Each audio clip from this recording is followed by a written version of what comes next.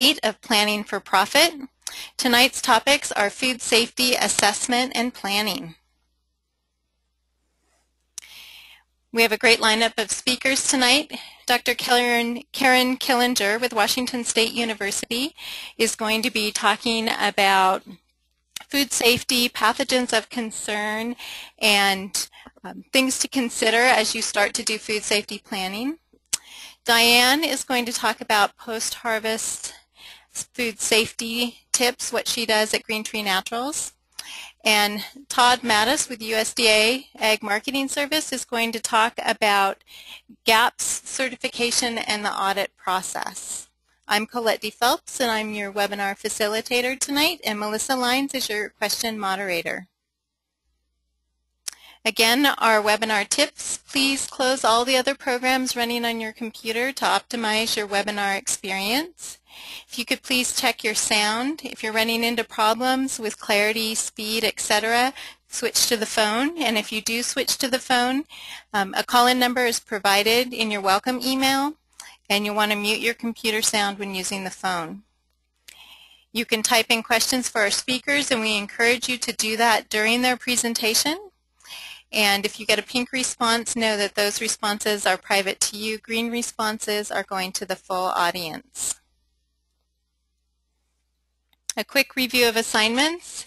We hope that you are posting your comments and questions in Week 7 discussion forum on the course website, and that you've been able to catch up on all those readings and assignments and are on to Week 8, the assignments and viewing of the different webinars and websites that are in your course assignment, and that you'll be able to move forward and start working on your mock recall, which is the assignment for this week. So I want to go ahead and introduce our first speaker. Karen Killinger she is an associate professor at Washington State University, and she says that she thoroughly enjoys being a Coug.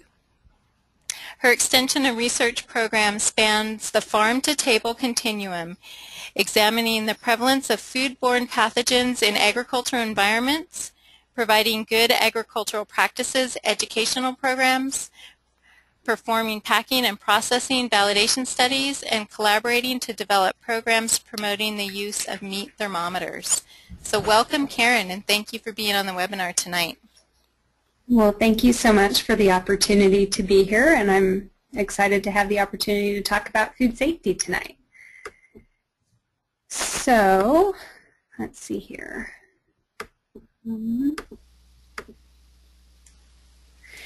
So we're going to talk a little bit about food safety assessment and planning, and I'd like to start off by running a poll just to see where everyone is at in their food safety knowledge as we get started. So I will go ahead and launch that first poll. Thank you. How would you rank your food safety knowledge? Please select one: very high, high, moderate, low, or very low. So about 40% of our audience has voted, 75%, 80%, 88%, 94%. Just give it a couple more seconds, see if we can get to 100. Okay, this is your last chance to vote. Great. I'm going to close the poll, share the results.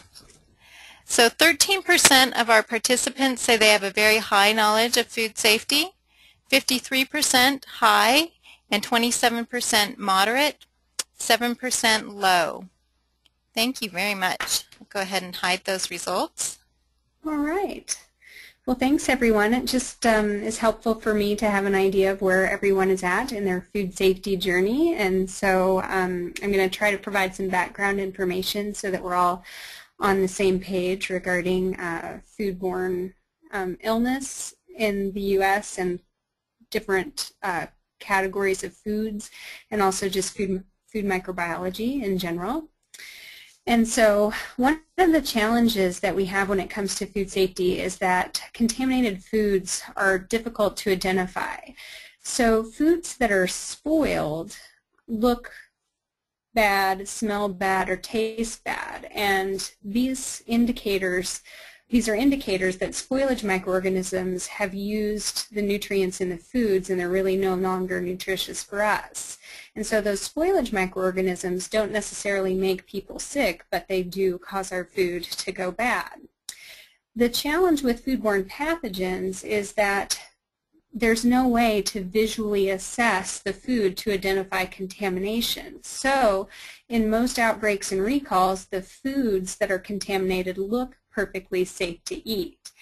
And so as producers, instead of using visual evaluation for contamination, we have to think about practices and potential sources of foodborne illness on our farms and during processing, and then evaluate those practices and potential sources in order to reduce risk of contamination.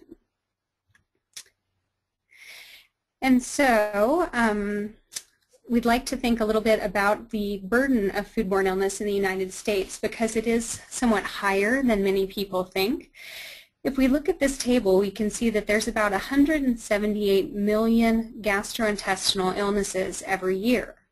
Now, not all of these gastrointestinal illnesses are foodborne. For example, sometimes we can pass organisms from individual to individual from poor personal hygiene practices. For those of you that work with livestock in your operation, you can also become ill if you are working with animals that carry foodborne pathogens. But then there are also opportunities for both food and water to serve as vehicles for foodborne agents. And so if we look at the data for foodborne agents, we can see that about 38.4 million illnesses are caused by unknown agents. And so there's a lot of foodborne pathogens out there that have yet to be identified. And so for the known agents of foodborne illness, like Salmonella, E. coli, O157H7, and other organisms, they cause about 9.4 million illnesses every year. And so of these 38 million organisms, we actually have been dealing with Salmonella as a foodborne pathogen for hundreds of years.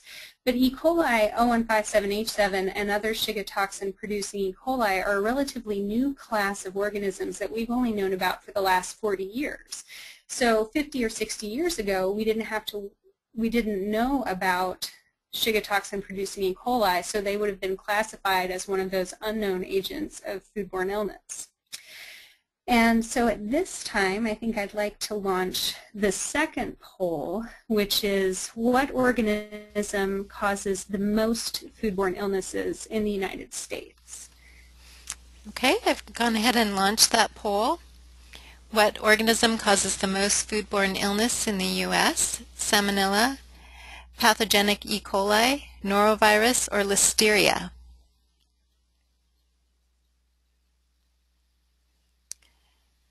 About 45% of our participants have voted. 56%. 88. 94. I'll just give it a couple more seconds before I close the poll. Okay, I'm closing the poll and I'll share the results. So 47% of our participants say it's Salmonella, 7% pathogenic E. coli, 20% norovirus, and 27% listeria. Okay. Well, in a couple of slides, we'll reveal the current data that's available through the about the different organisms that cause illness. But I would like to point out that given the data that you're seeing here, what this means is that about 1 in 6 individuals in the United States will suffer a foodborne illness this year. And so foodborne illness is a more frequent cause of disease than oftentimes many people think. And that's why it's important that we're here talking about this today as part of a business protection plan. Another challenge with foodborne illness is that when outbreak investigations are being performed,